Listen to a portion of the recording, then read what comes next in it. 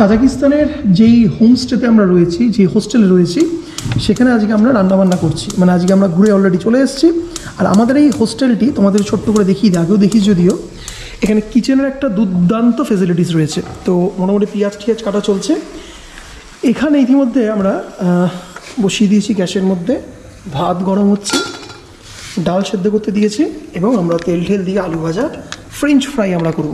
তাই আজকে বিদেশের মাটিতে বাইরে বরফ পড়ছে, আর আমি আর দেব এখানে বানাচ্ছি হলো আলু ভাজা, ডাল আর ডিমের মামলেট। অবশ্যই সেটাও করবো, তোমাদেরকে দেখাবো। পেঁয়াজ কাটার সবচেয়ে চ্যালেঞ্জিং ব্যাপার হলো পেঁয়াজ কাটতে কাটতে চোখে কিন্তু বেশ জল আসে, আর আমি তো একদম ইউজ টু নই, কিন্তু এখানে এসে আমি করছি দেবে। আর সবচেয়ে ইন্টারেস্টিং বিষয় হচ্ছিলো এই লঙ্কাটা। এক পিস লঙ্কার দাম কত নিয়েছিল ভাই আমাদের লঙ্কাগুলোর দাম? 6 থেকে 7 টাকা করে পার পিস লঙ্কার দাম। তো লঙ্কা কিন্তু এখানে বেশ এক্সপেন্সিভ এবং বেশ ঝাল। 4টে টোটাল ডিম, ডবল ডিমের মামলেট হবে। এখানে আমাদের ডাল সেদ্ধ হয়ে গেছে, ডালের মধ্যে গোটা পেঁয়াজ দিয়ে দিয়েছি, ফ্রেঞ্চ ফ্রাই অলরেডি রেডি, আর আমরা এখানে ভাত গড় দিয়ে দিয়েছি। ওহো, যা খাওয়াটা হবে না সকাল থেকে, একদম মানে প্রচুর হাঁটাহাঁটি হয়েছে আজকে, সেই খিদে পেয়েছে।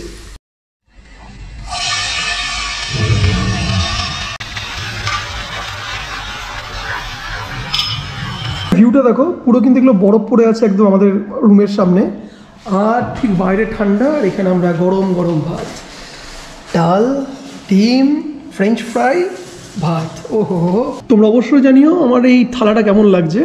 লঙ্কা, লাল লাল লঙ্কা ছেড়ে দিয়েছি কাজাকিস্তানের, সাথে এরকম থালাটার ডিজাইন হয়েছে, আর আমরা একদম রেডি। খেতে অবশ্যই ভালো হবে, এই নিয়ে কোনো কথা নেই। তো একদম বাঙালি খাবার বিদেশে মাটিতে। So thanks to Dev tours and travels. আমি কিন্তু অ্যাজ অ্যাসিস্ট্যান্ট কাজ করছিলাম, ধোয়া টোয়া পাগলা কাছাকাছি জিনিসগুলো, মেন রান্নার কারিগর কিন্তু। তো চলো খেতে থাকি, দেখা হবে পরে ইন্টারেস্টিং ভিডিওতে। ততক্ষণ good bye and see you.